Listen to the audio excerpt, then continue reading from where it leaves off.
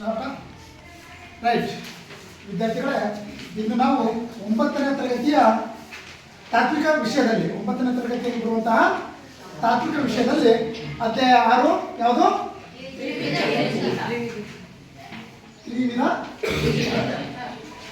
ಜಿಗಿತ. ಈ ತ್ರಿವಿಧ ಜಿಗಿತ ಅಧ್ಯಾಯವನ್ನು ಇವತ್ತು ನಾವು ಸರಿಯಾದ ರೀತಿಯಲ್ಲಿ ತಿಳ್ಕೊಂಡು ಹೋಗೋಣ. ಓಕೆನಾ? ರೈಟ್. ನಿಮಗೆ ತ್ರಿವಿಧ ಜಿಗಿತ ಅಂದರೆ ಏನಂತ ಗೊತ್ತಾ? ಅಥವಾ ತ್ರಿವಿಧ ಜಿಗಿತ ಮಾಡುವಂತಹ ಸಮಯದಲ್ಲಿ ಏನಾದರೂ ನೀವು ಅದನ್ನು ನೋಡಿದ್ದೀರಾ? ತ್ರಿವಿಧ ಜಿಗಿತ ಯಾವ ರೀತಿ ಮಾಡ್ತಾರೆ ಅಂತೇಳಿ ನೋಡಿಲ್ಲ? ನೋಡಿದ್ದೀರಾ? ತ್ರಿವಿಧ ಜಿಗಿತ ಅಂದರೆ ಯಾವ ರೀತಿ ಮಾಡ್ತಾರೆ ಎಂದು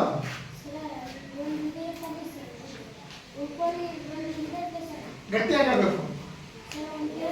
ಹಾಂ, ಎಷ್ಟು ಸ್ಟೆಪ್? 3 ಸ್ಟೆಪ್ ಇರುತ್ತೆ. ಎಸ್, ಮೂರನೇದು ಜಂಪು. ರೈಟ್. ನೋಡಿ, ಅದನ್ನ ನಾವು ತ್ರಿವಿಧ ಅಂದ್ರೆ ಏನು? ತ್ರಿವಿಧ ಅಂದ್ರೆ ಏನು? 3. ಅಂದ್ರೆ ನಾವು 3 ವಿಧಾನಗಳಲ್ಲಿ ನಾವು ಜಿಗಿತವನ್ನು ಮಾಡ್ತೀವಿ. ಹಾಗಾಗಿ ಅದನ್ನ ಏನಂತ ಕರಿತೀವಿ? ತ್ರಿವಿಧ ಜಿಗಿತ. ನಿಮಗೆ ಗೊತ್ತಿರಬೇಕು, ಈ ತ್ರಿವಿಧ ಜಿಗಿತ ಮೇಲಾಟಗಳಲ್ಲಿ ಬರುವಂಥದ್ದು. ಮೇಲಾಟದ ಸ್ಪರ್ಧೆಗಳಲ್ಲಿ ತ್ರಿವಿಧ ಜಿಗಿತ ಕೂಡ ಒಂದು. ನಿಮಗೆ ಗೊತ್ತಿರಲಿ, ಈಗ ಮೇಲಾಟಗಳ ಸ್ಪರ್ಧೆಗಳು ಗೊತ್ತು ತಾನೆ? ಯಾವ್ಯಾವ ಬರ್ತಾವೆ? ಮೇಲಾಟಗಳು ಬರುವಂಥದ್ದು ನೆನಪಲ್ಲಿ ಒಂದು ಓಟಗಳು ಬರ್ತವೆ ಅಲ್ವಾ? ಎರಡನೇದು ಜಿಗಿತಗಳು ಬರ್ತವೆ. ಮೂರನೇದು ಎಸೆತಗಳು ಬರ್ತವೆ. ಏನೋ ಎಸೆತಗಳು. ಈಗ ಓಟಗಳಂದ್ರೆ ಓಡುವಂಥದ್ದು. ಅಲ್ಲಿ 100 ಮೀಟರ್ ಆಗಿರ್ಬೋದು, 200 ಮೀಟರ್ ಆಗಿರ್ಬೋದು, 400 ಮೀಟರ್ ಆಗಿರ್ಬೋದು, 800 ಮೀಟರ್ ಆಗಿರ್ಬೋದು, ಪ್ರೈಮರಿ ಬರೋದು 600. ನಿಮಗೆ ಹೇಳ್ತಿದ್ದೀನಿ ಅಲ್ವಾ? ನೆಕ್ಸ್ಟ್ 1500 ಮೀಟರ್ ಆಗಿರ್ಬೋದು, 3000 ಮೀಟರ್ ಆಗಿರ್ಬೋದು, 5000 ಮೀಟರ್ ಆಗಿರ್ಬೋದು, ಅಥವಾ ನಡಿಗೆ ಆಗಿರ್ಬೋದು. ರೈಟ್. ನೆಕ್ಸ್ಟ್ ಹರ್ಡಲ್ಸ್ ಆಗಿರ್ಬೋದು, ಅಂದ್ರೆ ಅಡೆತಡೆ ಓಟ ಅಂತ ಹೇಳ್ತಿದ್ದಾನೆ, ಹರ್ಡಲ್ಸ್ ಆಗಿರ್ಬೋದು. ನೆಕ್ಸ್ಟ್ 4x100 ಮೀಟರ್ ರಿಲೇ ಆಗಿರ್ಬೋದು. ರಿಲೇ ಗೊತ್ತು ತಾನೆ? 4x400 ಮೀಟರ್ ರಿಲೇ ಕೂಡ ಇದೆ ಅಲ್ವಾ? ನೆಕ್ಸ್ಟ್ ಸ್ಟಿಫಲ್ ಚೇಸ್ ಅಂತ ಬರುತ್ತೆ. ರೈಟ್. ಅದು ಕೂಡ ಯಾವ್ದು ಸಂಬಂಧಪಟ್ಟಿದ್ದು? ಯಾವುದಕ್ಕೆ? ಓಟಗಳಿಗೆ ಸಂಬಂಧಪಟ್ಟಿದ್ದು. ಇನ್ನ ಅನೇಕ ನಾವು ಸ್ಪರ್ಧೆಗಳನ್ನ ಇದರಲ್ಲಿ ಕಾಣ್ತೀವಿ. ಯಾವುದರಲ್ಲಿ?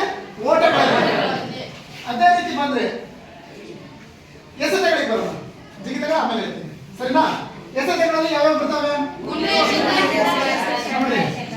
ಗುಂಡು ಎಸೆತ, ಬಚ್ಚೆ ಎಸೆತ, ನೆಕ್ಸ್ಟ್ ಚಕ್ರ ಎಸೆತ, ಏನೋ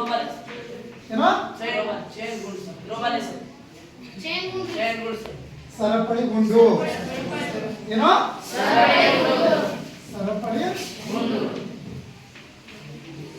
ಸರಪಳಿ ಗುಂಡು ಅಂತ ನಾವು ಕರಿತೀವಿ, ಅಥವಾ ಹ್ಯಾಮರ್ ಥ್ರೋ ಅಂತ ಕೂಡ ನಾವು ಕರಿತೀವಿ. ಏನೋ ಹ್ಯಾಮರ್ ಥ್ರೋ ಅಥವಾ ಸರಪಳಿ ಗುಂಡು. ಈ ಎಸೆತಗಳ ಸ್ಪರ್ಧೆಗಳಿಗೆ ನಾವು ಬಂದಾಗ ಗುಂಡು ಎಸೆತವನ್ನು ನೋಡ್ತೀವಿ, ಬಚ್ಚೆ ಎಸೆತ ಅಥವಾ ಜಾವಲಿನ್ ಎಸೆತ ಅಂತೇಳಿ.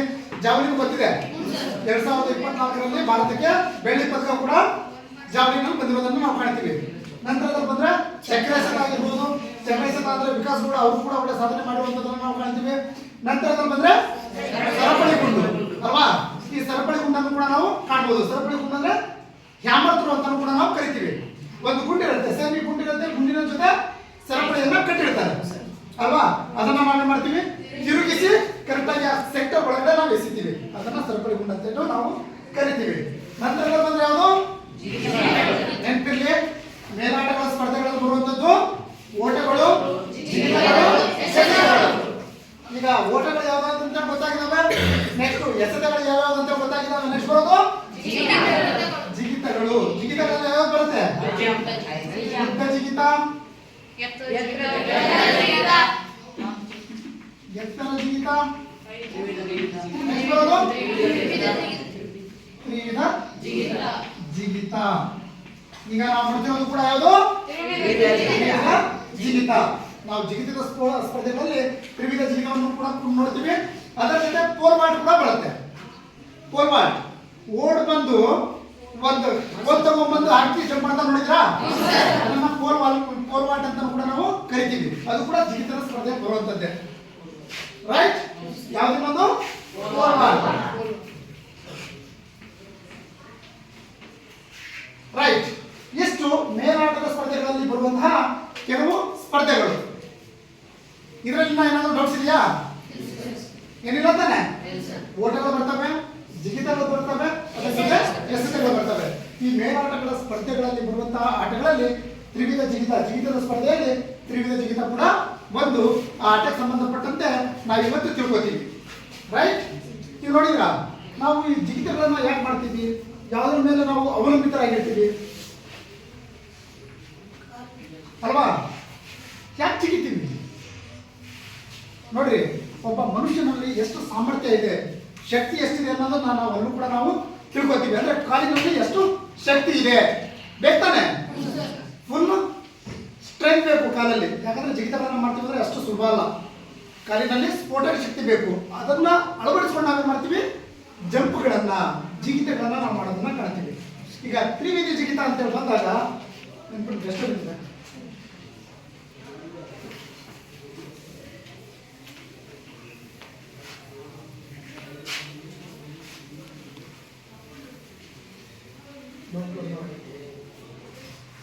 ನೆಕ್ಸ್ಟ್, ಈಗ ತ್ರಿವಿಧ ಜಿಗಿತ ಬಂದಾಗ 3 ವಿಧದಲ್ಲಿ ನಾವು ಜಂಪ್ ಮಾಡುವಂಥದ್ದು ಅಲ್ವಾ? ಮೇಲಾಟದ ಸ್ಪರ್ಧೆಗಳಲ್ಲಿ ನಾವು ತ್ರಿವಿಧ ಜಿಗಿತ ಅಂದ್ರೆ 3 ವಿಧಗಳಲ್ಲಿ ನಾವು ಜಂಪ್ ಮಾಡ್ತೀವಿ. ಮೇಲಾಟಗಳಲ್ಲಿ ಬರುವಂತಹ ಉತ್ತಮವಾದಂತಹ ಒಂದು ಸ್ಪರ್ಧೆಗಳಲ್ಲಿ ತ್ರಿವಿಧ ಜಿಗಿತ ಕೂಡ ಒಂದು. ಅದರಲ್ಲಿಯೂ ಕೂಡ ನಾವು ಏನ್ ಮಾಡ್ತೀವಿ? ಕಾಲಿನ ಸ್ಫೋಟಕ ಶಕ್ತಿಯನ್ನು ಬಳಸ್ಕೊಂಡು ನಮ್ಮ ಸಾಮರ್ಥ್ಯವನ್ನು ತೋರಿಸುವಂತ ಕೆಲಸವನ್ನ ಮಾಡ್ತೀವಿ. ಅದರಂತೆ ತ್ರಿವಿಧ, ಅದರಲ್ಲಿ 3 ವಿಧ. ಯಾವ ವಿಧ? 3 ವಿಧ. ಯಾವುದು? ಸ್ಟೆಪ್, ಜಂಪ್ ಅಲ್ವಾ? ಈ 3 ವಿಧಗಳನ್ನ ಅಳವಡಿಸ್ಕೊಂಡು ನಾವು ಮಾಡ್ತೀವಿ, ತ್ರಿವಿಧ ಜಿಗಿತವನ್ನ ಮಾಡ್ತೀವಿ ಅಲ್ವಾ? ಹಾರ್ತಿಬಲ್ಲಿ ಇದು ಹಾರುವ ಕ್ರಮ ಅಂತ ಕೂಡ ನಾವು ಕರಿತೀವಿ. ಯಾವ ಕ್ರಮ? ಹಾರುವ ಕ್ರಮ. ತ್ರಿವಿಧ ಜಿಗಿತ, ಉದ್ದ ಜಿಗಿತ ಏನ್ ಮಾಡ್ತೀವಿ? ಓಡ್ ಬರ್ತೀವಿ, ಒಂದೇ ಕಾಲಿನಿಂದ ಟೇಕ್ ಆಫ್ ತಗೊಂಡ್ಬಿಟ್ಟು ಗುಂಡಿ ಒಳಗಡೆ ಜಂಪ್ ಮಾಡ್ತೀವಿ ಅಲ್ವಾ? ನಾವು ತ್ರಿವಿಧ ಜಿಗಿತ ಅಂದ್ರೆ 3 ಸ್ಟೆಪ್ ಬರ್ಬೇಕಲ್ವಾ? ಅಂದ್ರೆ ಒಬ್ಬ ಸ್ಪರ್ಧಿ ಓಡ್ ಬರ್ತಾನಲ್ವಾ? ಓಡ್ ಬರ್ತಾನೆ. ಓಡ್ ಬಂದ ಏನ್ ಮಾಡ್ತಾನ ಅವನು? ಫಸ್ಟ್ ಹಾಫ್ ಅಂದ್ರೆ ನೆಗಿತಾನೆ. ಏನ್ ಜಿಗಿತಾನೆ? ಒಂದೇ ಜಿಗಿತಾನ. ಒಂದೇ ಕಾಲಿಂದ ಏನ್ ಮಾಡ್ತಾನೆ? ನೆಗಿತಾನೆ. ಅದೇ ಕಾಲಿಂದ ಅವನು ಸ್ಟೆಪ್ ಅನ್ನ ತಗೋತಾನೆ. ನಂತರದಲ್ಲಿ ಏನ್ ಮಾಡ್ತಾನೆ? ಜಂಪು ಗುಂಡಿಯ ಒಳಗಡೆ ಅಲ್ವಾ? ಏನ್ ಹೊರಗಡೆ ಹೊಡಿತೀರಾ? ಇಲ್ಲ ತಾನೆ? ಓಡಿ ಬಂದು ಏನ್ ಮಾಡ್ತಾನೆ ಒಬ್ಬ ಸ್ಪರ್ಧಿ? ನೆಗೆದು ಜಿಗಿದು ನಂತರದಲ್ಲಿ ಗುಂಡಿ ಒಳಗಡೆ ಬಿಡ್ತಾನೆ ಅಲ್ವಾ? ನೆಗೆದು ನೆಕ್ಸ್ಟ್ ಜಿಗಿದು ಅವನೇನ್ ಮಾಡ್ತಾನೆ? ಜಂಪ್ ಅನ್ನ ಗುಂಡಿ ಒಳಗಡೆ ಮಾಡ್ತಾನೆ. ಗುಂಡಿ ಒಳಗಡೆ ಹಿಡಿತಾನೆ.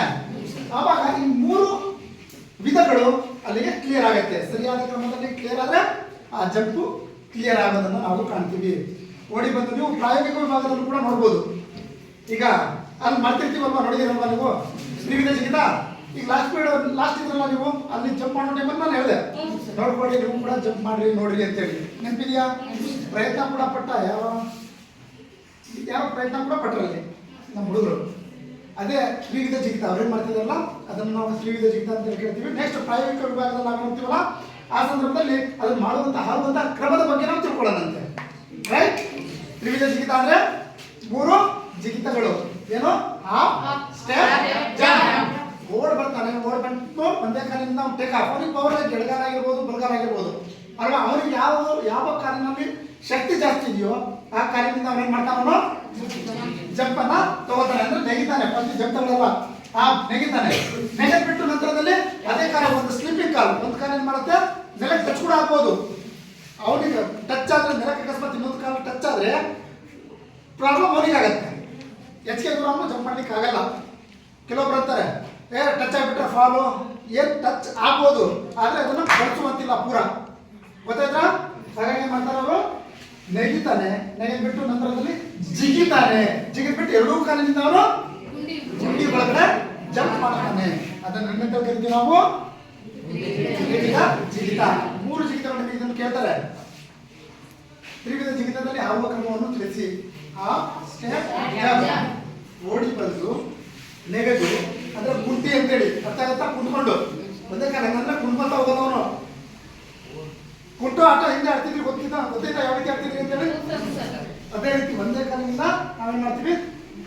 ಕುಂಟ್ಬಿಡ್ತೀವಿ. ಕುಂಟ್ಬಿಟ್ಟು ನಂತರದಲ್ಲಿ ಟೇಕ್ ಆಫ್ ಅನ್ನ ಮಾಡ್ತೀವಿ. ಜಿಗಿತದ ಗುಂಡಿಯ ಮುಂಭಾಗದಲ್ಲಿ ತಗೊಂಡ್ಬಿಟ್ಟು ನಂತರದಲ್ಲಿ ಜಿಗಿತದ ಗುಂಡಿಯ ಒಳಗಡೆ ಹಾರುವಂತಹ ಒಂದು ಕ್ರಮ. ಇದನ್ನೇನಂತ ಕರಿತೀವಿ ನಾವು? ತ್ರಿವಿಧ ಜಿಗಿತ ಅಂತ ಕರಿತೀವಿ. ಇದರಲ್ಲಿ ನಾವು ಡೌಟ್ಸ್ ಇದೆಯಾ? ತ್ರಿವಿಧ ಜಿಗಿತದಲ್ಲಿ ಇಲ್ಲಿ ಕುಂಟಿರ್ತಾನ ಅವನು, ರೈಟ್? ಮತ್ತೇನಾದ್ರೂ ಡೌಟ್ಸ್ ಇದೆಯಾ? ಅದರ ಸಂಬಂಧಪಟ್ಟಂಗೆ ಮೇಲಾಟಗಳ ಸ್ಪರ್ಧೆಗಳಲ್ಲಿ ವಿವಿಧ ಜಿಗಿತ ಕೂಡ ಒಂದು ಆಟ ಅಲ್ವಾ? ಅದರಲ್ಲಿ ಜಿಗಿತದ ಸ್ಪರ್ಧೆಯಲ್ಲಿ ಅದು ಕೂಡ ಒಂದು ತುಂಬಾನೇ ಕೌಶಲ್ಯವನ್ನ ಒಳಗೊಂಡಿರುವಂತಹ ಆಟ, ಡಿಫ್ರೆಂಟ್ ಆಗಿರುವಂತಹ ಆಟ ಅಲ್ವಾ? ಈಗ ಜಿಗಿತಗಳನ್ನ ನಾವು ನೋಡಿದಾಗ ಒಂಥರ ಡಿಫ್ರೆಂಟ್ ಆಗಿ ಜಿಗಿತ. ಹೈ ಜಂಪ್ ಅಂದ್ರೆ ನಾವೇನ್ ಮಾಡ್ತೀವಿ? ಎತ್ತರ ಜಿಗಿತೀವಿ. ಉದ್ದ ಜಿಗಿತ ಅಂದ್ರೆ ಏನ್ ಮಾಡ್ತೀವಿ ನಾವು? ಉದ್ದ ಓಡ್ ಬಂದು ಒಂದೇ ಸಲ ಟೇಕ್ ಆಫ್ ತಗೊಂಡ್ಬಿಟ್ಟು ನಾವು ಮುಂದ್ಗಡೆ ಜಿಗಿತವನ್ನ ಕಾಡ್ತೀವಿ. ನಂತರದಲ್ಲಿ ಪೋಲ್ ವಾಲ್ಟ್ ಅಂದ್ರೆ ಪೋಲ್ ತಗೊಂಡ್ಬಂದು ಹಾಕೊಂಡು ಮೇಲ್ಗಡೆ ಏನು ಕ್ರಾಸ್ ಬಾರ್ ಇರುತ್ತೆ ಅದ್ರ ಮೇಲಸಿ ನಾವು ಜಂಪ್ ತಗೋತೀವಿ. ಆದ್ರೆ ತ್ರಿವಿಧ ಜಿಗಿತ ಓಡುವ ವಿಧಾನದಲ್ಲಿಯೇ ಡಿಫ್ರೆಂಟ್ ಆಗಿ ಓಡಿ ಬಂದು ಜಿಗಿಯುವಂತ ಒಂದು ವಿಧಾನ, ಒಂದು ಸ್ಪರ್ಧೆ ಅಂತ ಕೂಡ ನಾವು ಹೇಳ್ಬಹುದು. ಹೇಳ್ಬೋದಾ? ಕ್ಲಿಯರಾ? ರೈಟ್. ಈಗ ತ್ರಿವಿಧ ಜಿಗಿತದ ನಾವು ಓಡುವಂತಹ ಕ್ರಮ ಅಂದ್ರೆ ಯಾವ ರೀತಿ ನಾವು ಓಡಬೇಕು, ಯಾವ ರೀತಿ ಬರಬೇಕು ಅನ್ನೋದನ್ನ ಸಂಪೂರ್ಣವಾಗಿ ತಿಳ್ಕೊಂಡ್ವಿ. ಈಗ ನೆಕ್ಸ್ಟ್ ಬರೋದು ಏನು? ಏನ್ ಬರುತ್ತೆ? ಅಂಕಣ ಅಲ್ವಾ? ಅಥವಾ ಜಿಗಿತದ ಗುಂಡಿ. ತ್ರಿವಿಧ ಜಿಗಿತ ನೋಡಿದ್ರಾ?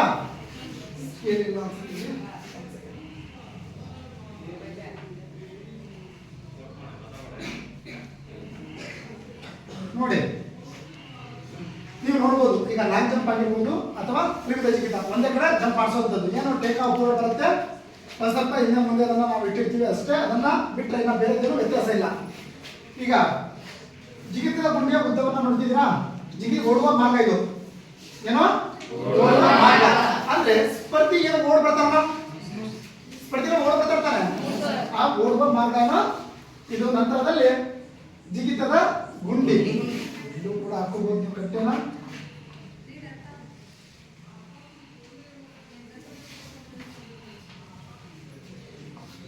ರೈಟ್. ನೋಡ್ರಿ,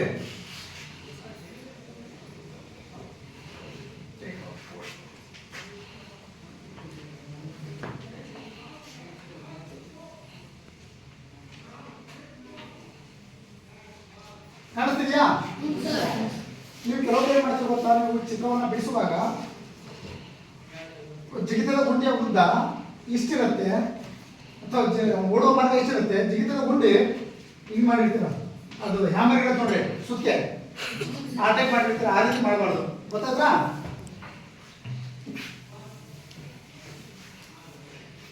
ರೈಟ್. ಈಗ ಜಿಗಿತದ ಗುಂಡಿ ಮತ್ತೆ ಓಡುವ ಮಾರ್ಗ ನೆನಪಿದೆ, ಕನ್ಫ್ಯೂಸ್ ಆಗಬೇಡಿ. ಇದನ್ನ ಏನಂತ ಕರಿತೀವಿ? ನಾವು ಏನು ಓಡ್ ಬಂದು ಟೇಕ್ ಆಫ್ ತಗೋತೀವಲ್ಲ ಅದನ್ನ ಏನಂತ ಕರಿತೀವಿ ನಾವು? ಓಡುವ ಮಾರ್ಗ. ಇದನ್ನ ನಾವು ಜಂಪ್ ಎಲ್ಲಿ ಲ್ಯಾಂಡಿಂಗ್ ಆಗ್ತೀವಲ್ಲ ಅದನ್ನ ನಾವೇನಂತ ಕರಿತೀವಿ? ಗುಂಡಿ ಅಂತ ಕರಿತೀವಿ. ಕ್ಲಿಯರಾ? ಡೌಟ್ ಏನಿಲ್ಲ ತಾನೆ? ರೈಟ್. ಹಾಗಾದ್ರೆ ಓಡುವ ಮಾರ್ಗವನ್ನ ನಾವು ನೋಡೋದಾದ್ರೆ 40 ಮೀಟರ್ ಉದ್ದ ಇರುತ್ತೆ. ಎಷ್ಟು? 40 ಮೀಟರ್ ಉದ್ದ ನಾವು ಕಾಣ್ತೀವಿ. ಇಲ್ಲಿಂದ ಇಲ್ಲಿ ತನಕ ನಾವು 40 ಮೀಟರ್ ಉದ್ದವನ್ನ.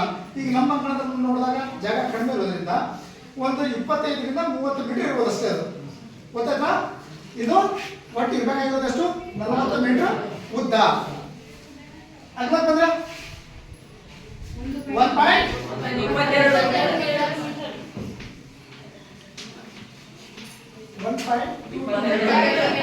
ಇರುತ್ತೆ. ಅಂದ್ರೆ ಓಡುವ ಮಾರ್ಗದ ಉದ್ದ ಎಷ್ಟಿರುತ್ತೆ? 40 ಮೀಟರ್ ಇರುತ್ತೆ. ಓಡುವ ಮಾರ್ಗದ ಅಗಲ ಎಷ್ಟಿರುತ್ತೆ? ಕ್ಲಿಯರಾ? ಓಡುವ ಮಾರ್ಗದ ಅಗಲ ಅಂದ್ರೆ ಇಲ್ಲಿಂದ ಇಲ್ಲಿಗೆ. ಗೊತ್ತಾಯ್ತಾ? ಕನ್ಫ್ಯೂಸ್ ಆಗಂಗಿಲ್ಲ. ಓಡುವ ಮಾರ್ಗದ ಉದ್ದ ಅಂದ್ರೆ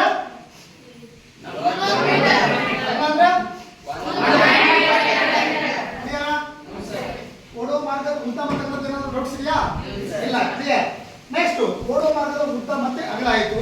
ಅದರ ಜೊತೆ ಈಗ ಓಡುವ ಮಾರ್ಗ ಆಯ್ತಂದ್ರೆ ಹೆಂಗಿರ್ಬೇಕು, ಯಾವ ರೀತಿ ಇರ್ಬೇಕು ಅಲ್ವಾ? ಹೆಂಗಿದ್ರು ಕೂಡ ಓಡ್ಬಂದು ಜಂಪ್ ಮಾಡಕ್ಕಾಗತ್ತಾ? ಇಲ್ಲ. ಓಡುವ ಮಾರ್ಗ ಯಾವತ್ತು ಸಮತಟ್ಟಾಗಿರ್ಬೇಕು. ಹೇಗಿರ್ಬೇಕು? ಸಮತಟ್ಟಾಗಿರ್ಬೇಕು. ಸಮತಟ್ಟಾಗಿಲ್ಲ ಅಕಸ್ಮಾತ್ ತೆಗ್ಗು ತಿಪ್ಪಗಳಿದ್ರೆ ಏನಾಗುತ್ತೆ? ಇಂಜುರೀಸ್ ಅಲ್ವಾ? ಅಪಘಾತಗಳಾಗ್ತಾವಲ್ಲಿ. ಕಾಲು ಹುಡ್ಕೋದು ಕುಲಿಯೋದು ಆ ರೀತಿ ಆಗ್ತವೆ. ಅದನ್ನ ನಾವು ಏನಾಗಿ ಹೆಂಗಿರ್ಬೇಕು, ಸಮತಟ್ಟಾಗಿರ್ಬೇಕು, ಕ್ಲೀನ್ ಆಗಿ ಅಲ್ವಾ, ಒಂದೇ ಲೆವೆಲ್ ಆಗಿರ್ಬೇಕು, ಮತ್ತೆ ಗಟ್ಟಿಯಾಗಿರ್ಬೇಕು. ಹೆಂಗಿರ್ಬೇಕು, ಓಡುವ ಮಾರ್ಗದ ಯಾವ ರೀತಿ ಇರಬೇಕು, ಸಮತಟ್ಟಾಗಿರ್ಬೇಕು, ಅದರ ಜೊತೆಗೆ ಗಟ್ಟಿಯಾಗಿ ಇರಬೇಕು ಅಂತೆಲ್ಲ. ಅಕಸ್ಮಾತ್ ಅಲ್ಲಿ ಕೆಸರಾಗಿರೋದು ಅಥವಾ ಮರಳಾಗಿರೋದು ಅಂತವೇನಾದ್ರೂ ಹಾಕಿದ್ರೆ ಏನಾಗುತ್ತೆ, ಇರಲ್ಲ, ನಾವು ಜಂಪ್ ಮಾಡಿದ್ರು ಕೂಡ ಆಗಲ್ಲ.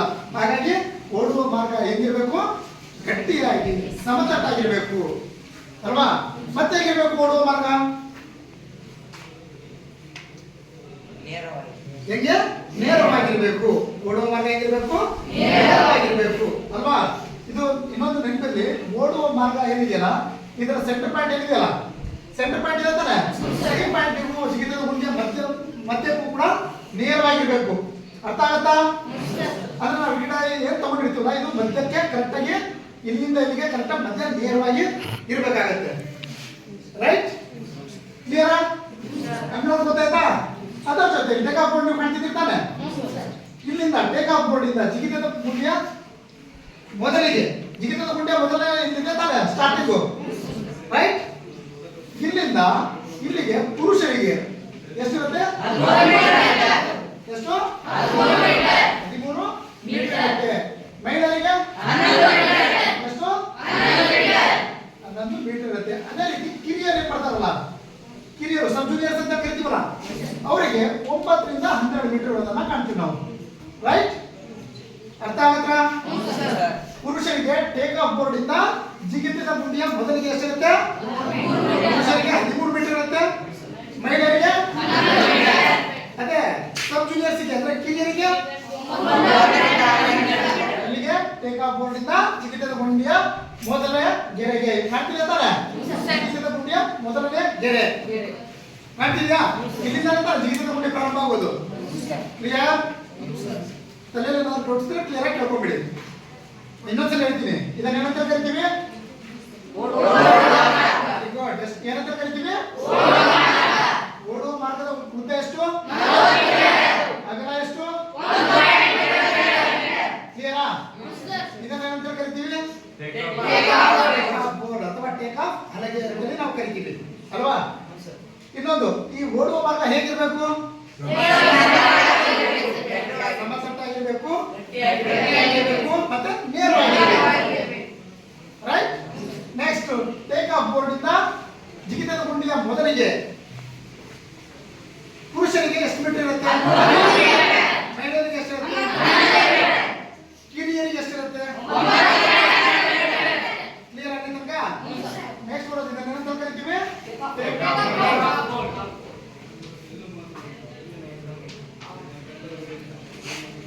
ಟೇಕ್ ಆಫ್ ಬೋರ್ಡ್ ಅಥವಾ ಹಲಗೆ, ಹಲಗೆ ಅಂತ ಕೂಡ ನಾವು ಕರಿತೀವಿ, ಟೇಕ್ ಆಫ್ ಹಲಗೆ, ರೈಟ್.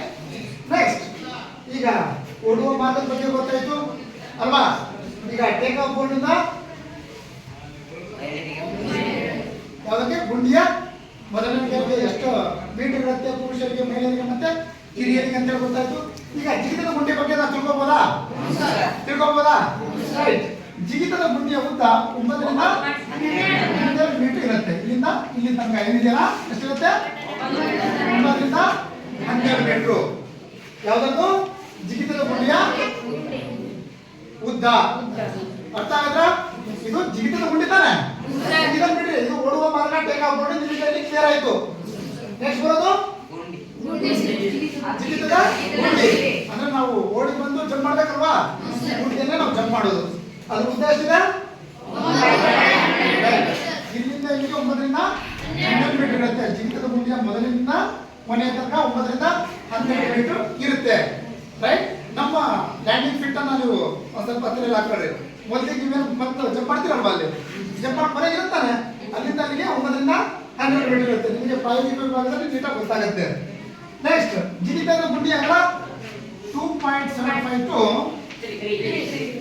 3 ಮೀಟರ್ಸ್ ಅನ್ಬೇಕು, ರೈಟ್. ಇಲ್ಲಿಂದ ಇಲ್ಲಿಗೆ ಎಷ್ಟಿದೆ, 3 ಮೀಟರ್ಸ್.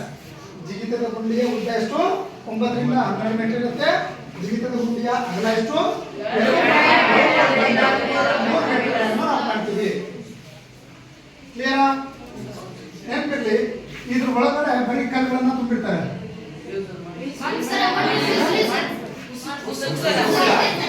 ಎಲ್ಲಲ್ವಾ? ಅದೇ ತುಂಬಲ್ಲ?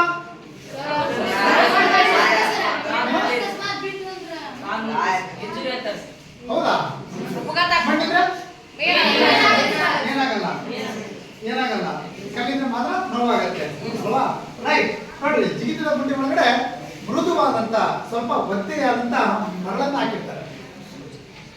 ಮೃದುವಾದಂತಹ ಮರಳು, ಒಂದ್ ಸ್ವಲ್ಪ ಒದ್ದೆಯಾಗಿರುವಂತಹ ಮರಳನ್ನು ಹಾಕೋದ್ರಿಂದ ಅಲ್ಲಿ ಸ್ಪರ್ಧಿಗಳಿಗೆ ಯಾವುದೇ ಕಾರಣಕ್ಕೂ ಕೂಡ ಅಲ್ಲಿ ಅಪಘಾತಗಳು ಸಂಭವಿಸಲ್ಲ, ಯಾವುದೇ ನೋವುಗಳು ಗಾಯಗಳಲ್ಲಿ ಆಗೋದಿಲ್ಲ. ಆ ಉದ್ದೇಶಕ್ಕೆ ಏನ್ ಮಾಡಿರ್ತಾರೆ, ಈ ಏನು ಜಿಗಿತದ ಗುಂಡಿ ಇದೆ ಅಲ್ಲ, ಅದನ್ನ ಸಂಪೂರ್ಣವಾಗಿ ಏನ್ ಮಾಡಿರ್ತಾರೆ, ಮರಳನ್ನ ಹಾಕಿರ್ತಾರೆ. ಗೊತ್ತಾಯ್ತಾ? ಅದ್ರ ಪೂರ್ತಿ ಕೂಡ ಹಾಕಿರ್ತಾರೆ. ಇಲ್ಲಿರಲ್ಲ, ಇಲ್ಲಿ ನಮ್ಮ ಲೆವೆಲ್ ಇರಲ್ಲ. ಅಲ್ಲಿ ನಾವೇನ್ ಮಾಡ್ತೀವಿ, ಜಿಲ್ಲಾ ಮಟ್ಟಕ್ಕೆ ಹೋದಾಗ, ರಾಜ್ಯ ಮಟ್ಟಕ್ಕೆ ಹೋದಾಗ, ರಾಷ್ಟ್ರ ಮಟ್ಟಕ್ಕೆ ಹೋದಾಗ ಸಂಪೂರ್ಣವಾಗಿ ಇದನ್ನ ಮರಳಿನಿಂದ ತುಂಬಿಸಿರ್ತಾರೆ. ಕ್ಲಿಯರಾ? ನೆನಪಿನ ಜಿಗಿತದ ಗುಂಡಿನ ಮಧ್ಯಭಾಗ ಮತ್ತೆ ಟೇಕ್ ಆಫ್, ಇಲ್ಲಿ ಗುಂಡಿಯ ಮಧ್ಯಭಾಗ ಮತ್ತೆ ಟೇಕ್ ಆಫ್ ಗೆ ಮಧ್ಯಭಾಗ ಕೂಡ ಇವರು ಕೂಡ ಒಂದೇ ನೇರದಲ್ಲಿ ಇರೋದನ್ನು ಕೂಡ ನಾವು ಕಾಣ್ತೀವಿ. ಗೊತ್ತಾಯ್ತಾ? ಮತ್ತೆ ನಾವು ಜಿಗಿತದ ಗುಂಡಿಯ ಡೌಟ್ಸ್ ಏನಾದ್ರು ಇದೆಯಾ? ಜಿಗಿತದ ಗುಂಡಿ ಬಗ್ಗೆ ಏನಾದ್ರು ಡೌಟ್ಸ್ ಇದ್ರೆ ಕೇಳಿ. ಏನಿಲ್ಲ, ಡೌಟ್ಸ್ ಇಲ್ಲ, ತಲೆ ಇಟ್ಕೋಬಾರ್ದು. ಹೊರಗಡೆ ತೆಗೆದ್ರೆ ಮಾತ್ರ ಡೌಟ್ಸ್ ಗೊತ್ತಾಗೋದು. ರೈಟ್? ಮುಖೇಶ, ಏನಾದ್ರು ಡೌಟ್ಸ್ ಇದೆನಾ? ಏನಿಲ್ಲ. ರೈಟ್. ನೆಕ್ಸ್ಟ್ ಬಂದ್ರೆ ಟೇಕ್ ಆಫ್ ಬೋರ್ಡ್ ಇದೆ ಅಲ್ವಾ? ಈಗ ನೋಡ್ರಿ, ಓಡುವ ಮಾರ್ಗ ಮುಗೀತು. ರೈಟ್? ನೆಕ್ಸ್ಟ್ ಜಿಗಿತದ ಗುಂಡಿ ಮುಗೀತು. ಮತ್ತೆ ಇಲ್ಲಿಂದ ಇದು ಟೇಕ್ ಆಫ್ ಬೋರ್ಡ್ ಇಂದ ಜಿಗಿತದ ಗುಂಡಿಗೆ ಎಷ್ಟೆಷ್ಟು ಮೀಟರ್ ಇರುತ್ತೆ ಅಂತ ಹೇಳಿ ಮುಗೀತು. ನಂತರ ಬಂದ್ರೆ ಟೇಕ್ ಆಫ್ ಬೋರ್ಡ್ ಅಥವಾ ಹಲಗೆ, ಹಲಗೆ ರಚನೆ ಅಂತ ಹೇಳಿ ಕರಿತೀವಲ್ವಾ? ನಾವು ಹಲಗೆ ಬಂದಾಗ ನೋಡಿ, ಹಲಗೆಯ ಉದ್ದ ಎಷ್ಟಿರುತ್ತೆ? 1.22 ಮೀಟರ್ಸ್ ಇರುತ್ತೆ. ಸಿಂಪಲ್. ಓಡುವ ಮಾರ್ಗದ ಉದ್ದ ಎಷ್ಟಿದೆ, ಅಗಲ ಎಷ್ಟಿದೆ? ಓಡುವ ಮಾರ್ಗದ ಅಗಲ 2 ಅನ್ಬೇಕು. 1.2 ಮೀಟರ್ ಇರುತ್ತಲ್ವಾ? ಮತ್ತೆ ಅಲ್ಲಿ ಟೇಕ್ ಆಫ್ ಬೋರ್ಡ್ ಅನ್ನು ನಾವು ಹಾಕೋದು ಅಷ್ಟೇ ತಾನೆ, ಏನಾದ್ರೂ ಹೊರಗಡೆ ಮಾತ್ರ ಹಾಕಿಲ್ಲ. ಸಿಂಪಲ್. ನಿಮಗೆ ಓಡುವ ಮಾರ್ಗದ ಬಗ್ಗೆ ಗೊತ್ತಾಯ್ತಂದ್ರೆ ಟೇಕ್ ಆಫ್ ಬೋರ್ಡ್ ಅಗಲನೂ ಕೂಡ ಅಷ್ಟೇ ಇರುತ್ತೆ. ಅಂದ್ರೆ ಉದ್ದ, ಉದ್ದನೇ ಜಾಸ್ತಿ ಹಿಂಗಿದ್ದಾಗ ಜಾಸ್ತಿ ನಾವು ಉದ್ದ ಅಂತಾರೆ ನಾವು ಕನ್ಸಿಡರ್ ಮಾಡ್ತೀವಿ ಅಲ್ವಾ? ಓಡುವ ಮಾರ್ಗದ ಎಷ್ಟಿರುತ್ತೋ ಅಗಲ ಅದಕ್ಕೆ ಕೂಡ ಅಷ್ಟೇ ಉದ್ದ ಇರುತ್ತೆ. ಈಗ ಅಗಲ ಎಷ್ಟಿರುತ್ತೋ ಉದ್ದ ಅಷ್ಟಿರುತ್ತೆ. 1.22 ಮೀಟರ್ ಇಲ್ಲಿಂದ ಇಲ್ಲಿಗಿರುತ್ತೆ. ಕ್ಲಿಯರಾ? ಯಾವುದು? ಟೇಕ್ ಆಫ್ ಬೋರ್ಡ್ ಉದ್ದ ಎಷ್ಟಿರುತ್ತೆ? ಕ್ಲಿಯರಾ? ನೆಕ್ಸ್ಟ್ ಬರೋದು ಟೇಕ್ ಆಫ್ ಬೋರ್ಡ್ ಇದೆ ಅನ್ಕೊಂಡ್ರಿ. ಇದು ಉದ್ದ 1.22 ಮೀಟರ್ ಗೊತ್ತಾಯ್ತು. ಇದರ ಅಗಲ ಎಷ್ಟು? ಅಗಲ 20 ಸೆಂಟಿಮೀಟರ್ ಇರುತ್ತೆ. ಈ ಉದಾಹರಣೆ ಇದೇ ಟೇಕ್ ಆಫ್ ಬೋರ್ಡ್ ಅನ್ಕೊಳ್ಳಿ. ಯಾವುದು? ಇದು ಟೇಕ್ ಆಫ್ ಬೋರ್ಡ್ ಅಲ್ವಾ? ಟೇಕ್ ಆಫ್ ಬೋರ್ಡ್ ಅನ್ನ ಇಲ್ಲಿ ಈ ರೀತಿ ಇಟ್ಟಿರ್ತಾನೆ, ಇಟ್ಟಿದಾರಲ್ವಾ? ಇದ್ರ ಉದ್ದ ಎಷ್ಟಿದೆ? 1.22 ಮೀಟರ್ ಇರೋದನ್ನ ಕಾಣ್ತೀವಿ. ಅದೇ ಟೇಕ್ ಆಫ್ ಬೋರ್ಡ್ ನ ಅಗಲ ಎಷ್ಟಿದೆ? 20 ಸೆಂಟಿಮೀಟರ್. ಇಲ್ಲಿಂದ ಇಲ್ಲಿಗೆ 20 ಸೆಂಟಿಮೀಟರ್ ಇರೋದನ್ನ ಕಾಣ್ತೀವಿ. ಉದ್ದ 1.22 ಮೀಟರ್. ನೆಕ್ಸ್ಟ್ ಅಗಲ 20 ಸೆಂಟಿಮೀಟರ್. ಅದರ ದಪ್ಪ ಬರುತ್ತಲ್ವಾ? 10 ಸೆಂಟಿಮೀಟರ್. ದಪ್ಪ ಎಷ್ಟಿದೆ? 10 ಸೆಂಟಿಮೀಟರ್. ದಪ್ಪ 10 ಸೆಂಟಿಮೀಟರ್ ಇದೆ ಅಲ್ವಾ? ಒಂದು ಹಲಗೆ ಅಂದಾಗ ಅದರ ಉದ್ದ ಎಷ್ಟಿರಬೇಕು, ಅಗಲ ಎಷ್ಟಿರಬೇಕು, ಮತ್ತೆ ಅದರ ಥಿಕ್ನೆಸ್ ದಪ್ಪ ಎಷ್ಟಿರಬೇಕು ಅನ್ನೋದನ್ನ ನಿಯಮ ಏನಿರುತ್ತೋ ಅದರಂತೆ ನಾವು ರೆಡಿ ಮಾಡ್ಕೊಂಡಿರ್ಬೇಕಾಗತ್ತೆ ಅಲ್ವಾ? ಕ್ಲಿಯರಾ? ಹಲಗೆ ಇದೆ, ಹಲಗೆ ಅನ್ಕೊಡ್ರಿ. ಹಲಗೆ ಉದ್ದ ಎಷ್ಟಿರುತ್ತೆ? 1.2. ಅಗಲ ಎಷ್ಟಿರುತ್ತೆ? ಬಾಯ್ ಬಿಡಬೇಕು. ಎಷ್ಟಿರುತ್ತೆ? ಇದರ ದಪ್ಪ ಕ್ಲಿಯರಾ? ಇದನ್ನ ಏನಂತ ಕರಿತೀವಿ ನಾವು? ಟೇಕ್ ಆಫ್ ಬೋರ್ಡ್ ಅಥವಾ ಕ್ಲಿಯರ್? ಕ್ಲಿಯರ್ ತಾನೆ? ಮತ್ತೇನಾದ್ರು ನಿಮಗೆ ಇದಕ್ಕೆ ಸಂಬಂಧಪಟ್ಟಂತೆ ಯಾವ್ದಾದ್ರು ಬಿಟ್ಟಿದ್ದ ಮಾಹಿತಿ ಏನಾದ್ರು ಇದ್ರೆ ನೀವು ಕೇಳಿ. ಓಡುವ ಮಾರ್ಗ, ಟೇಕ್ ಆಫ್ ಬೋರ್ಡ್ ಮತ್ತೆ ಹಲಗೆ, ಟೇಕ್ ಆಫ್ ಬೋರ್ಡ್ ಇಂದ ಎಷ್ಟಿರುತ್ತೆ ಅಳತೆ ಅನ್ನೋದನ್ನ ತಿಳ್ಕೊಂಡ್ರಿ. ನೆಕ್ಸ್ಟ್ ಜಿಗಿತದ ಗುಂಡಿ ಬಗ್ಗೆ ತಿಳ್ಕೊಂಡ್ರಿ ಅಲ್ವಾ? ಅಳತೆ ಬಗ್ಗೆ ಕೂಡ ಈಗ ತಿಳ್ಕೊಂಡ್ರಿ. ಮತ್ತೇನಾದ್ರು ಇದೆಯಾ ಇದರಲ್ಲಿ? ಅಂಕಣದಲ್ಲಿ ಏನಾದ್ರು ಡೌಟ್ಸ್ ಇದೆಯಾ ನಿಮಗೆ? ಇಲ್ಲ ತಾನೆ? ಏನಾದ್ರು ಇದ್ರೆ ಸರ್ ನನಗೆ ಅರ್ಥ ಆಗಿಲ್ಲ ಅಂತ ಕೇಳಿ ನಾನು ಹೇಳ್ತೀನಿ. ನೆಕ್ಸ್ಟ್ ಇದ್ರ ಮುಂದುವರಿದ ಭಾಗಕ್ಕೆ ಹೋಗೋಣ. ಕ್ಲಿಯರಾ? ಕ್ಲಿಯರ್? ನೆಕ್ಸ್ಟ್ ಬರೋದು ಯಾವುದು? ನೆಕ್ಸ್ಟ್ ಬರೋದು ನಿಯಮಗಳು. ಯಾವುದೇ ಒಂದು ಆಟ ತಗೊಳ್ಳಿ, ಯಾವುದೇ ಒಂದು ಸ್ಪರ್ಧೆ ತಗೊಳ್ಳಿ, ನಾವು ನಿಯಮಗಳು ಇದ್ದೇ ಇರ್ತಾವಲ್ವಾ? ಇಂಪಾರ್ಟೆಂಟ್ ಇದೆ ನಿಯಮಗಳೇ. ಎಲ್ಲದಕ್ಕೂ ಕೂಡ ಇಂಪಾರ್ಟೆಂಟ್ ಯಾವುದು? ನಿಯಮಗಳು. ಈಗ ನಾವು ನಿಯಮಗಳಿಗೆ ಬಂದಾಗ ನಿಯಮ ಏನ್ ಹೇಳುತ್ತೆ? ನಾವು ತ್ರಿವಿಧ ಜಿಗಿತವನ್ನು ಮಾಡುವಂತ ಸಂದರ್ಭದಲ್ಲಿ ಹಾಫ್, ಸ್ಟೆಪ್, ಜಂಪ್ ಇವು ಮೂರನ್ನ ಅಳವಡಿಸಿಕೊಂಡೆ ನಾವೇನ್ ಮಾಡಬೇಕು? ಜಂಪ್ ಅನ್ನ ಮಾಡಬೇಕಾಗತ್ತೆ ಅಲ್ವಾ? ಓಡುವ ಮಾರ್ಗದಿಂದಾನೇ ಓಡ್ ಬರಬೇಕು. ನೋಡಿ, ಓಡುವ ಮಾರ್ಗದಿಂದಾನೇ ಬಂದ್ಬಿಟ್ಟು ಹಾಫ್ ಸ್ಟೆಪ್ ಜಂಪ್ ಮಾತ್ರ ನಾವು ಗುಂಡಿ ಒಳಗಡೆ ಜಿಗಿಬೇಕು ಅನ್ನತ್ತೆ. ಅರ್ಥ ಆಯ್ತಾ?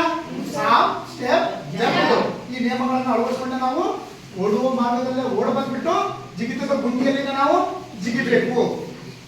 ಯಾವ್ದು ನಿಯಮ? ಕ್ಲಿಯರಾ? ಹಾಫ್ ಸ್ಟೆಪ್ ಜಂಪ್ ಮೂರನ್ನು ಕೂಡ ಬಳಸಿಕೊಂಡೆ ನಾವು ತ್ರಿವಿಧ ಜಿಗಿತವನ್ನ ಮಾಡಬೇಕಾಗತ್ತೆ, ಜಿಗಿಬೇಕಾಗತ್ತೆ. ಕ್ಲಿಯರ್?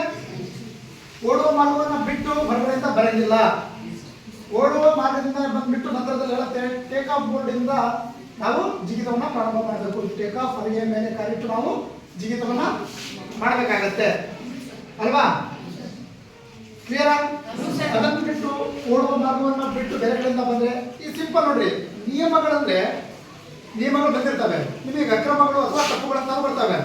ನಿಯಮಗಳಿಗೆ ವಿರುದ್ಧವಾಗಿರುವೆ ಅಕ್ರಮಗಳು ಅಥವಾ ತಪ್ಪುಗಳು. ನಿಯಮ ಹೇಳುತ್ತೆ ಇದರಿಂದ ಓಡ್ ಬಂದ್ರೆ ನಾವು ಜಂಪ್ ಮಾಡ್ಬೇಕಂತ ಹೇಳುತ್ತೆ.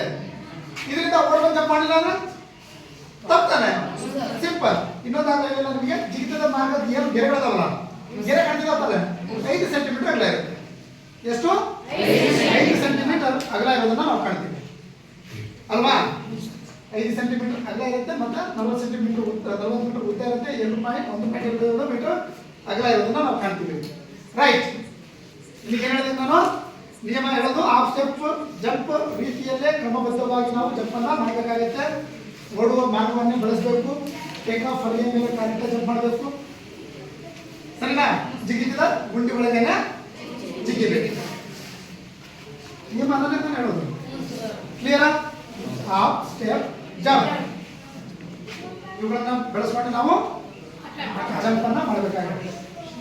ಎರಡನೇದು ಓಡುವ ಮಾರ್ಗವನ್ನೇ ಬಳಸಬೇಕು. ಅಂದ್ರೆ ಓಡುವ ಮಾರ್ಗದಲ್ಲಿ ಓಡ್ ಬಂದ್ಬಿಟ್ಟು ನಾವು ಜಂಪ್ ಅನ್ನ ಮಾಡಬೇಕು. ಟೇಕ್ ಆಫ್ ಹರಿಯ ಮೇಲೆ ಕಾಲಿಟ್ಟು ಜಂಪ್ ಅನ್ನ ತಗೋಬೇಕು. ಟೇಕ್ ಆಫ್ ಅನ್ನ ತಗೋತಿರ್ತಾರೆ ಫಸ್ಟ್ ಹಾಫ್ ಅನ್ನ ಅಲ್ಲಿಂದಾನೆ ತಗೋಬೇಕು. ನಾವು ಜಂಪ್ ಮಾಡಿದಾಗ ಗುಂಡಿ ಒಳಗಡೆ ಜಂಪ್ ಮಾಡಬೇಕು. ಹೊರಗಡೆ ಈ ಕಡೆ ಆ ಕಡೆ ಮಾಡಂಗಿಲ್ಲ. ಈ ಕಡೆ ಆ ಕಡೆ ಮಾಡಿರೋದು 4.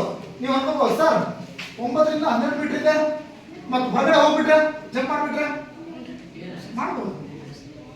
ನೆನಪಿರ್ಲಿ, ಟೇಕ್ ಆಫ್ ಬೋರ್ಡ್ ಇಂದ ಇಲ್ಲಿ ಕಾಣ್ತಿದೆ ತಾನೆ, ಇಲ್ಲಿಂದ ಜಿಗಿತದ ಗುಂಡಿಯ ಕೊನೆ ತನಕ ಟೋಟಲ್ 21 ಮೀಟರ್ ಇರುತ್ತೆ. ಎಷ್ಟು? 21 ಮೀಟರ್ ಅಲ್ಲಿ ತನಕ ಇರುತ್ತೆ. ಒಬ್ಬ ವ್ಯಕ್ತಿ ಆಡ್ಬೋದು, ಹೇಳಕ್ಕಾಗಲ್ಲ ಮುಂದೆ ಯಾರು ಹೆಂಗೆ ಅಂತೇಳಿ ಅಲ್ವಾ?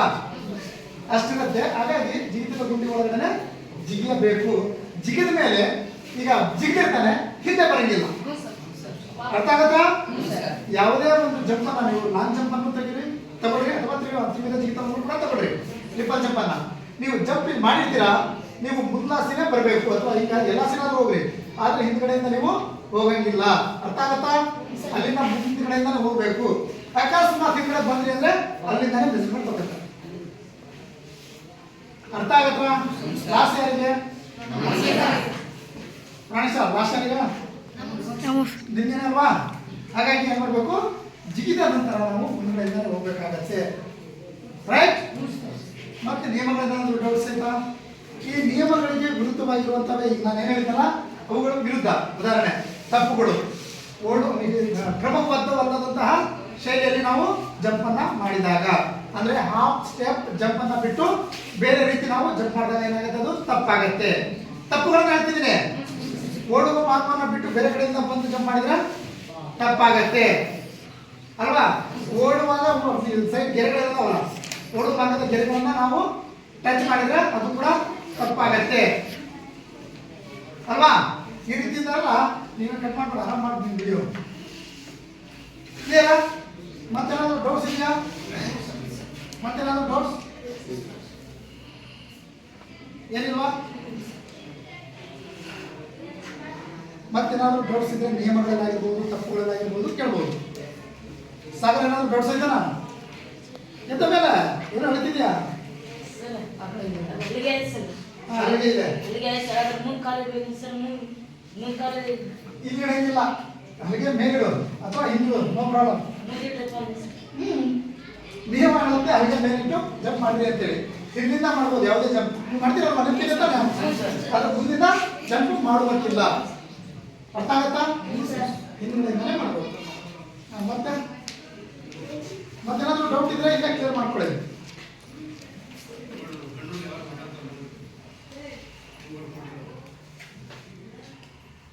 ರಮೇಶ, ಕೆಲವೊಬ್ಬರಿಗೆ ಡೌಟ್ಸ್ ಇರ್ತವೆ, ಅದನ್ನೇ ಹಾಕ್ಕೊತೀರ. ಯಾವತ್ತೂ ಕೂಡ ಬರುವಂತಹ ಡೌಟ್ಸ್ಗಳನ್ನ ಎದ್ದು ಕೇಳಿದ್ರೆ ಕ್ಲಿಯರ್ ಆಗುತ್ತೆ. ಏನ್ ಡೌಟ್ಸ್ ಇಲ್ವಾ? ಕ್ಲಿಯರಾ? ಈಗ ನಾನು ಕೇಳ್ಬೋದ ಪ್ರಶ್ನೆಯನ್ನ? ಒಂದು ಜಿಗಿತ ಗೊತ್ತಾಯ್ತಾ ಯಾವ ರೀತಿ ಅಂತ ಹೇಳಿ? ಜಿಗಿತ ಜಿಗಿತ ಇದು ಸೆಂಟ್ರ್ ಈಗ ಇಂಗ್ಲೀಷ್ ಕೂಡ ಪರಿಚಯ ಆಯ್ತಾ? ಸಿಂಪಲ್ ಆಗಿದೆ ಅಲ್ವಾ? ಕಷ್ಟ ಆಗಿಲ್ಲ. ಆರಾಮಾಗಿ ಒಂದು ಅಂಗಡ ಹಾಕೊಂಡ್ಬಿಟ್ಟು ಬಂದ್ರೆ ಆ ಅಂಗಡ ಸಂಪೂರ್ಣವಾಗಿ ಕಾಯಿ ಬಂದ್ಬಿಡುತ್ತೆ. ಇದೇ ಓಡುವ ಮಾರ್ಗ, ಇದೇ ಟೇಕ್ ಆಫ್ ಬೋರ್ಡು, ಇದೇ ಜಿಗಿತದ ಗುಂಡಿ. ಎಸ್, ಈಗ ಓಡುವ ಮಾರ್ಗ ಉದ್ದ 40 ಮೀಟ್ರು, ಅಗಲ 1.5 ಮೀಟ್ರು, ಗೆರೆಗಳ ಅಗಲ ಅಂದ್ರೆ 5 ಸೆಂಟಿಮೀಟ್ರು. ಇದು ಸಮತಟ್ಟಾಗಿರ್ಬೇಕು, ನೇರವಾಗಿರ್ಬೇಕು ಅಲ್ವಾ? ಕಣ್ಣಿಗೆ ಕಾಣಂಗಿರ್ಬೇಕು.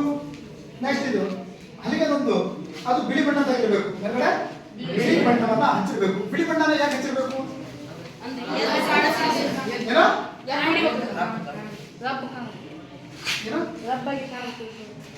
ರಬ್ಬ ಕಾಣಬೇಕು. ಬೇರೆ ಬಣ್ಣ ಕಾಣಲ್ವಾ? ಹೇಳು, ಬೇರೆ ಬಣ್ಣ ಕಾಣಲ್ವಾ ರಬ್ಬಾಗಿ? ಮತ್ತೆ ಅದೇ ಯಾಕಬೇಕು? ಬಿಳಿ ಬಣ್ಣ ಬೇಗ ಆಕರ್ಷಣೆ ಮಾಡುತ್ತೆ ಕಣ್ಣಿಗೆ ಅಲ್ವಾ? ಅದು ಕಾಂಟ್ರಾಸ್ಟ್ ಕಲರ್ ಆಗಿರ್ಬೋದು. ಕಾಂಟ್ರಾಸ್ಟ್ ಕಲರ್ ಅಂತ ಕರಿತೀವಿ. ನಮ್ಮ ಕಣ್ಣಿಗೆ ಬೇಗ ಕಾಣುವಂತಹ ಬಣ್ಣ ಬಿಳಿ ಬಣ್ಣ ಅಲ್ವಾ? ಹಾಗಾಗಿ ಆ ಬಣ್ಣವನ್ನ ಹಚ್ಚಿರ್ತಾರೆ, ಕನ್ಫ್ಯೂಸ್ ಆಗಬಾರ್ದು. ಸರಿನಾ? ಸರಿ ಇದೆ, ಹೇಳ್ಬೇಕಷ್ಟೇ, ಭಯ ಪಡಬಾರ್ದು. ನೆಕ್ಸ್ಟ್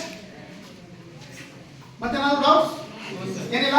ನೆನಪಿರ್ಲಿ, ನೀವು ಮತ್ತೆ ಕ್ರೀಡಾಪಟುಗಳ ಪರಿಚಯ ಬಂದಾಗ ಹೆನ್ರಿ ರೆಬೆಲೋ, ಯಾರು ನಮ್ಮ ರಾಜ್ಯದ ಕ್ರೀಡಾಪಟು ಹೆನ್ರಿ ರೆಬೆಲೋ ಬಗ್ಗೆ ತಿಳ್ಕೊತೀರಾ. ನೆಕ್ಸ್ಟ್ ರಾಷ್ಟ್ರೀಯ ಕ್ರೀಡಾಪಟು ಮಹಿಮಾ ಜಾನಿ ಅವ್ರ ಬಗ್ಗೆ ತಿಳ್ಕೊತೀರಾ. ಮತ್ತೆ ಹಲವಾರು ಸುರೇಶ್ ಬಾಬು ಆಗಿರ್ಬೋದು, ಮತ್ತೆ ಜೊನಾಥನ್ ಎಡ್ವರ್ಡ್ ಬಗ್ಗೆ ತಿಳ್ಕೊತೀರಾ ಅಲ್ವಾ? ಅದನ್ನ ನೆಕ್ಸ್ಟ್ ನೋಡೋಣ. ಸರಿನಾ? ಇಲ್ಲಿಗೆ ಮತ್ತೇನಾದ್ರೂ ಡೌಟ್ಸ್ ಕೇಳ್ಬೋದು. ಏನಿಲ್ವಾ? ರೈಟ್, ಇಲ್ಲಿಗೆ ಮುಕ್ತಾಯ ಆಗುತ್ತೆ.